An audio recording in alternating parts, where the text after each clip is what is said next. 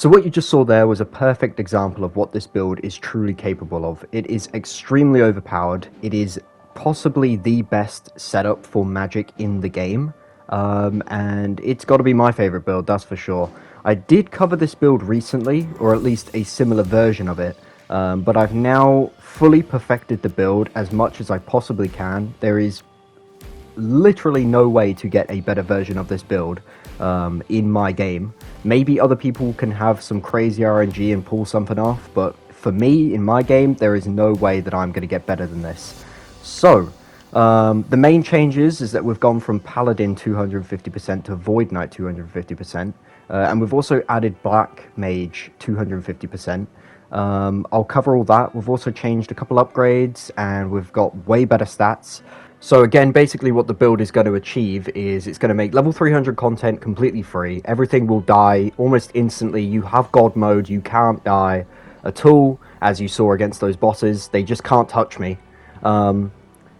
Enemies will also ignore you most of the time, so it's very easy to get the magic spells off, since, you know, they are very risky casts normally, but of course, with specific abilities in this, that won't be the case. Everything will just be easy. This is basically the easy mode of the game. Even though you're on Chaos mode and you're level 300, you can't die and you kill enemies in like 3 hits. So it's pretty busted.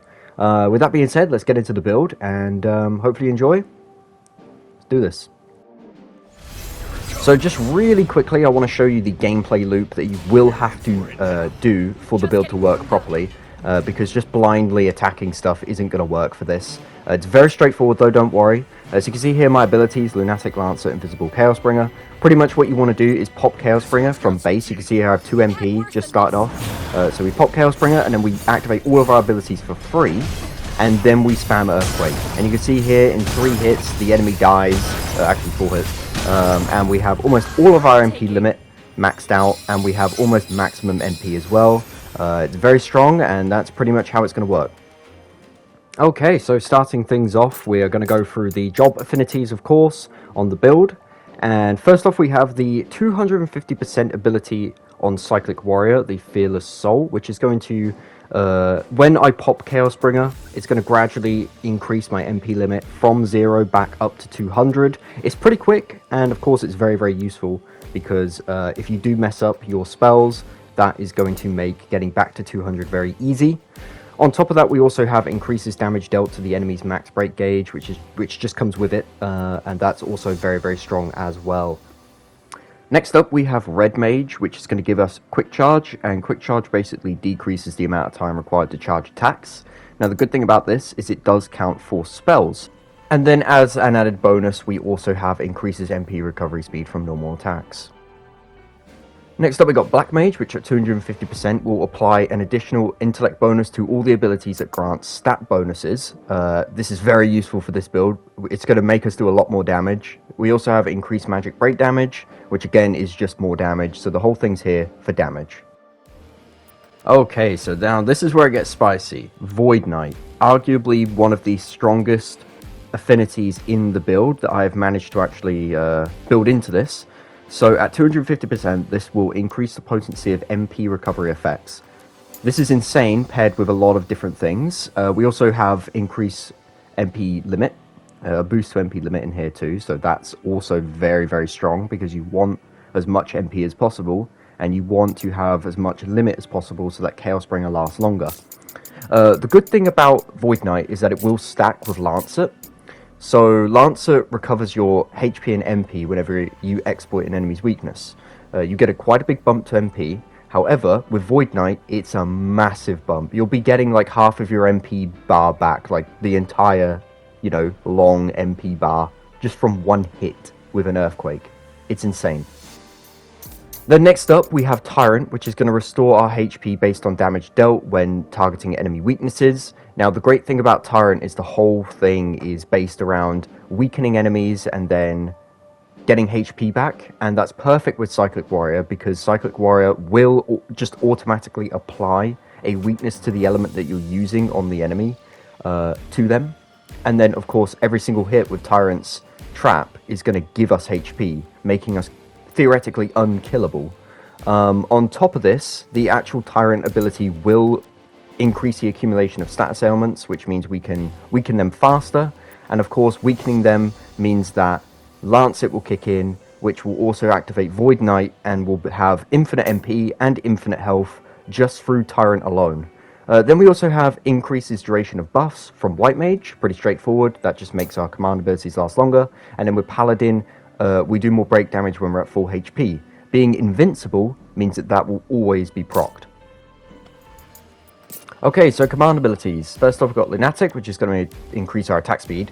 This also affects casting speed, and it does stack with Quick Charge, making casting these spells very quick. Then we have Lancet, as mentioned earlier, it will recover my HP and MP when I exploit an enemy weakness.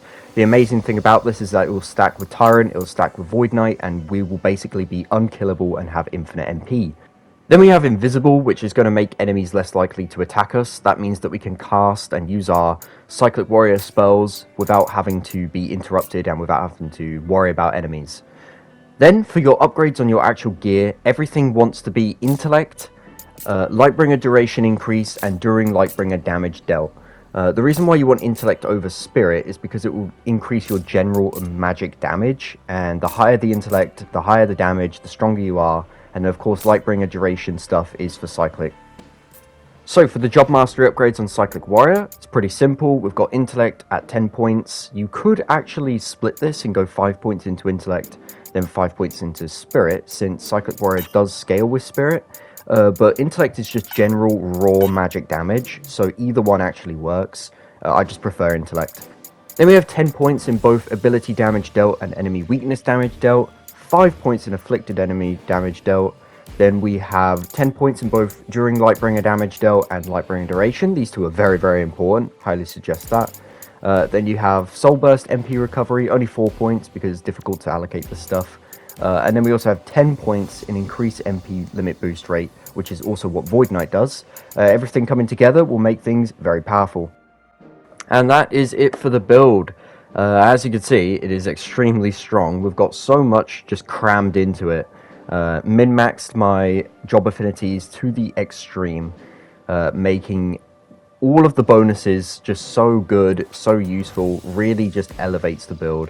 Again, as mentioned many times, you have God mode. It gives you infinite health because of Tyrant and also Lancet going hand in hand.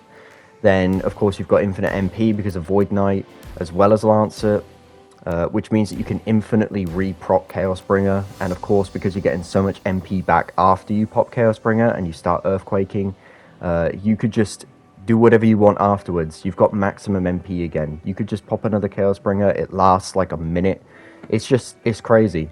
Okay, so that is officially it. Let me know what you think of the build. Hopefully you enjoyed, and I may have a little bit of gameplay at the end here, just showing off the build against regular enemies and whatnot. But yeah, again, let me know what you think, and thanks for watching. Adios.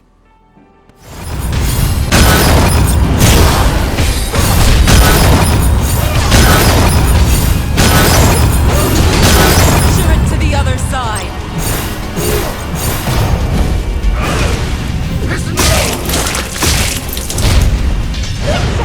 It's up to you, Sophia!